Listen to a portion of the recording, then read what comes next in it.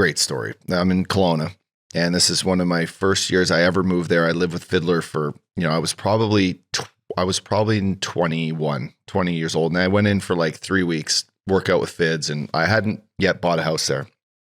And so I'm staying with him and Chrissy. They had no kids yet. They had a cool little house up on top of a fucking mountain. So I'm out one night with this girl, and we go to these parties, and then I go similar to this guy, our boy Dano, right? Yeah, I walk her home. Oh, is that Mark? Okay, That was Mark. I walk her home, and I'm like, okay, now I got to get a cab. This isn't 2003. No Ubers back then. No fucking Ubers. No nothing. Now it's 3 a.m. I'm completely shit-faced. So I'm like, I got to steal a bike. So I'm now in this neighborhood, and I'm looking around, and I'm looking in backyards, and I find a bike, and on my cell phone at the time, I write down the address, but I take this bike, and this fucking front tire's flat, of course. And I ride this thing fucking 4 miles up the fucking mountain to Fids' house. Oh, you going up? I went all the way up shit. from the lake all the way up. Anyone living in Kelowna knows what I'm talking about, from Mission all the way up to where Upper Mission is.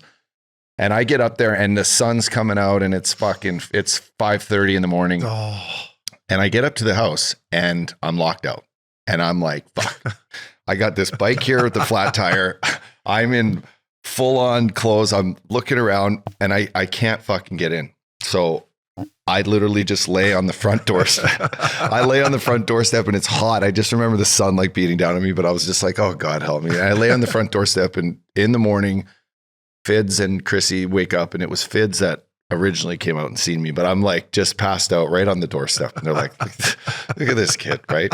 So it happened again where they locked me out weeks later, and I was like, okay, now I'm getting in. So I sneak through one of the, they locked you out again? Jimmy in a window. Yes. I Jimmy a window, and I come in. I think I think I played this so like perfectly.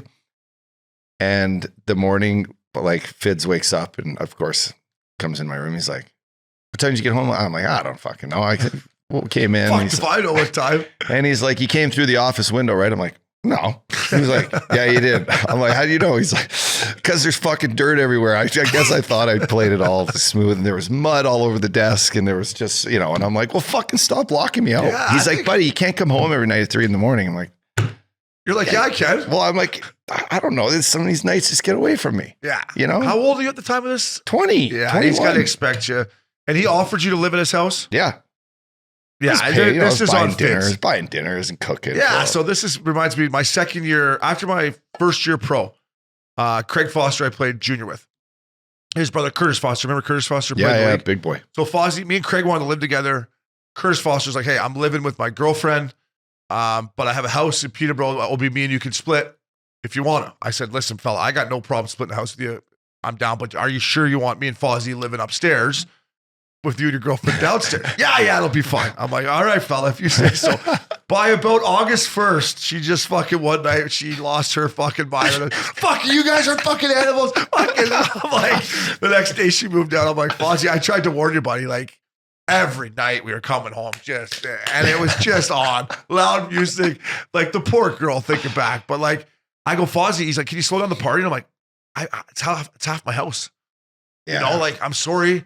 I kind of warned you heading in here. I would have took the basement. Yeah. I should have probably taken the basement. Yeah. Then at least then he doesn't hear the headboard. It was rocking. Yeah. I mean, it was a great shout out to John House. What a summer. House, he was there. What a summer. I went out every fucking night. How I got in shape, unbelievable. But point being, if you're giving your house up to a young 20-year-old or splitting it with a young 21-year-old, you got to expect that we're coming home. We're playing pro hockey.